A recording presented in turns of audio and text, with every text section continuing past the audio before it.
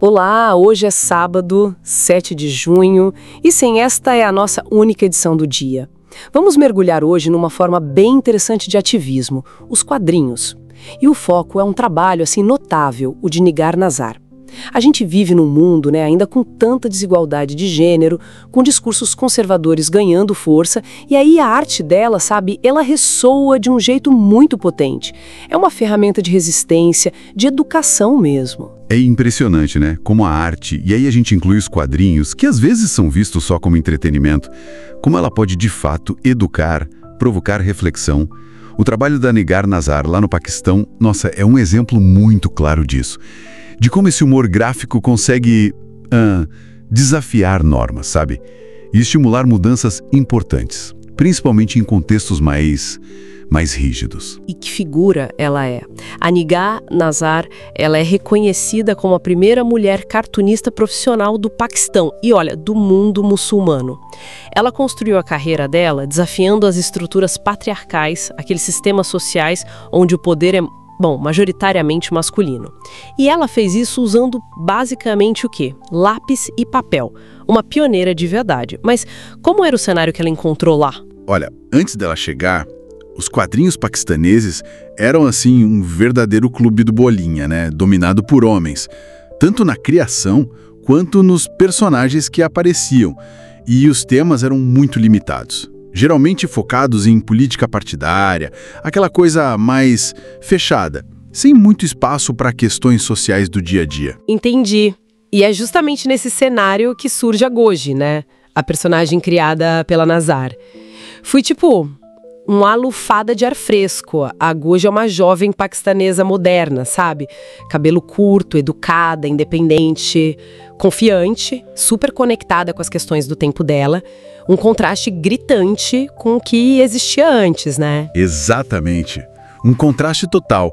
E através da Goji, a Nazar começou a tratar de temas que, frequentemente eram varridos para debaixo do tapete. Coisas como desigualdade de gênero, a importância da educação para meninas, assédio sexual e até, olha só, questões de higiene e saúde pública. Mas a chave era a abordagem dela. Era leve, acessível, sabe? Cheia de humor, mas ao mesmo tempo carregada de uma crítica social muito profunda. Tem um exemplo que eu acho fantástico para ilustrar isso, uma tirinha clássica dela. A Goji está conversando com uma amiga sobre como as famílias reagem diferente, né? Quando nasce um menino versus uma menina. Aí a amiga conta que quando ela nasceu, as pessoas desmaiaram. É engraçado, claro que é, mas revela de um jeito tão desconcertante essa desvalorização feminina. O riso vem junto com aquele incômodo, né? E é aí que o humor vira essa ferramenta de subversão. Perfeito. A genialidade da Nazaria estava justamente nisso aí. Não era só listar os problemas, sabe? Era recontextualizar tudo através das experiências do dia a dia da Goji, coisas com as quais as pessoas podiam se relacionar. Isso transformava questões que eram sistêmicas em algo pessoal, sabe? Algo difícil de ignorar para o leitor. Ela não queria só entreter. O objetivo era outro. Era provocar reflexão, era ajudar a, de fato, mudar mentalidades. E ela não ficou só nos jornais com essa missão, certo? Ela expandiu isso. Sim, a atuação dela foi bem ampla. Publicava em jornais, claro, isso era a base. Mas ela levou a Gugi para muitos outros lugares. Para escolas, para hospitais, até para ônibus públicos. Fez parcerias importantes também, inclusive com agências da ONU. É quase como uma pedagogia popular visual, entende? Um jeito de ensinar, de conscientizar fora da escola tradicional. Pensado para alcançar todo mundo, mesmo quem teve menos acesso à educação formal. A linguagem gráfica é universal, né?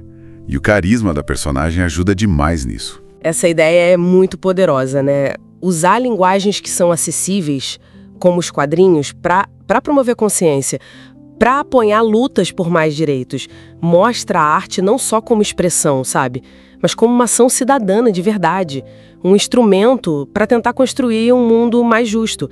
A gente viu aqui como a Nigar Nazar, com a Goji dela, transformou a simplicidade de um traço numa força imensa. Uma força de denúncia, de ativismo social, num contexto que a gente sabe que é muito desafiador. Exato. E deixa uma pergunta no ar, né? Quantas outras formas de arte que são populares, acessíveis, poderiam estar sendo usadas hoje? Usadas para provocar essas conversas difíceis e para inspirar mudanças sociais aqui mesmo, nas nossas comunidades. Fica a reflexão. Bom, recapitulando rapidamente essa primeira parte da nossa edição, vimos como Nigar Nazar e sua personagem Gogi usam a linguagem dos quadrinhos como uma ferramenta poderosa. Poderosa para denunciar, para conscientizar, para fazer ativismo social num contexto bem desafiador. Faremos um breve intervalo.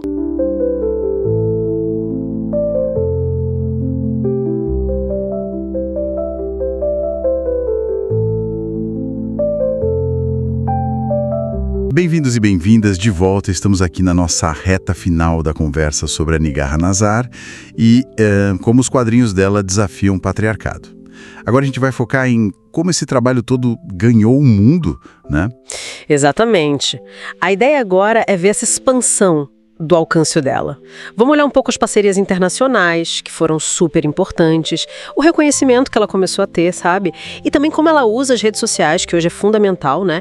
E claro, o mais importante, os resultados concretos disso tudo, o impacto real na vida das pessoas. Legal, então vamos lá. Essas parcerias internacionais, como é que elas rolaram na prática? Porque a gente falou da Gogi localmente, mas essa projeção com Unicef, PNUD, é outra escala, né? É outra escala, sim.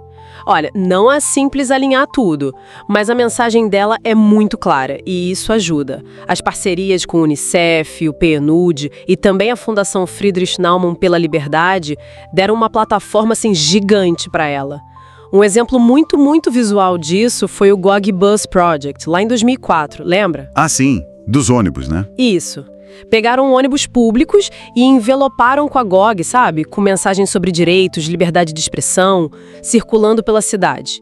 Tipo uma galeria de arte ambulante. E super acessível para todo mundo. Que ideia genial, cara. Usar o espaço público assim é muito forte. Mas, imagino que nem tudo foi fácil, né? Teve alguma treta com isso? Lembro de algo sobre patrocinadores. Teve sim. Você tá certo. A ideia era potente, mas quando ela tocou na ferida do assédio sexual nos ônibus, aí complicou. Alguns patrocinadores, pularam fora. Não queriam associar a marca deles a um tema tão incômodo, né? Real, né? Nossa, que complicada. Pois é. Mas a Nazar, não recuou. Ela continuou com o projeto, mesmo com menos grana. Isso mostra uma integridade artística e política muito grande, sabe? A mensagem era mais importante. Com certeza. Essa persistência deve ter pesado bastante para a imagem dela, né? De alguém que realmente acredita no que faz. E eu li também que outros países até se interessaram por essa abordagem dela. É isso? Sim. Recentemente, por exemplo, o governo australiano mostrou interesse. Eles ficaram de olho na metodologia visual dela para usar em campanhas sociais lá. Quer dizer, essa forma como ela usa traços simples, cores fortes, símbolos culturais para passar ideias complexas, tipo direitos, saúde, quase sem precisar de texto. Isso é muito eficaz, né?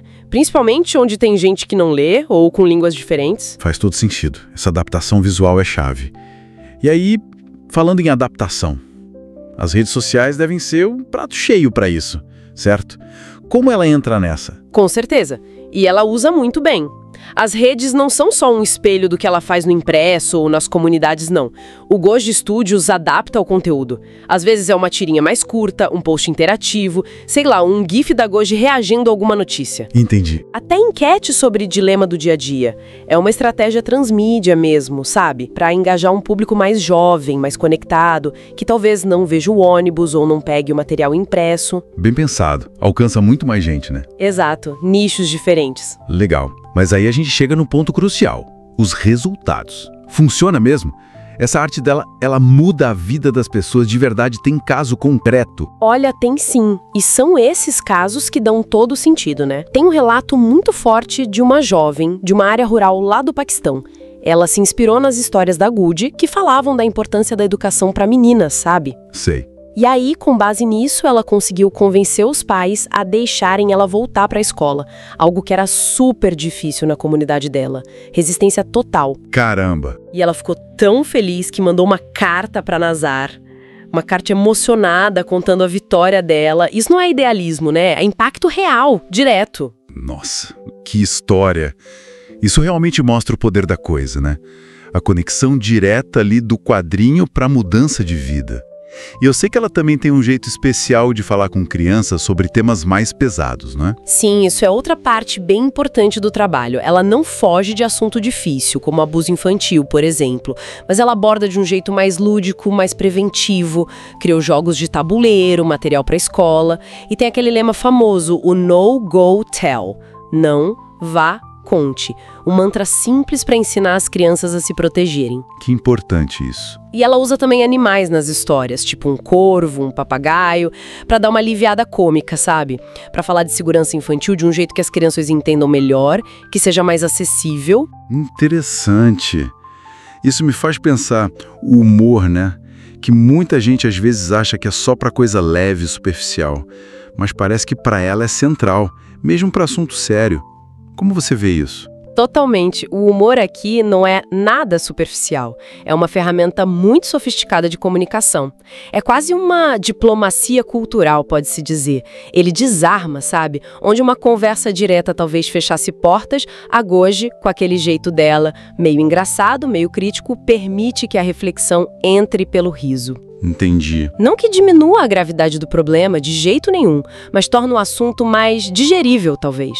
Abre um espaço para conversa, para mudança, mesmo com quem talvez não concordasse de cara. O lápis da Nazar, com humor e coragem, tá ali, desenhando caminhos para uma sociedade mais justa.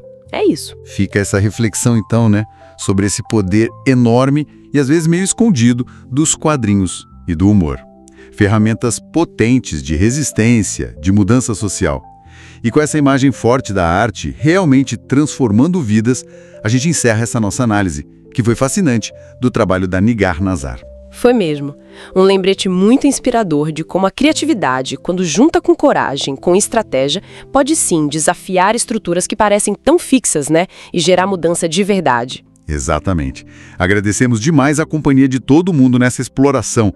E lembre-se, o podcast está no ar de segunda a sexta, às 7 horas, meio-dia e 17 horas. E também aos sábados, ao meio-dia. Um grande abraço e até a próxima.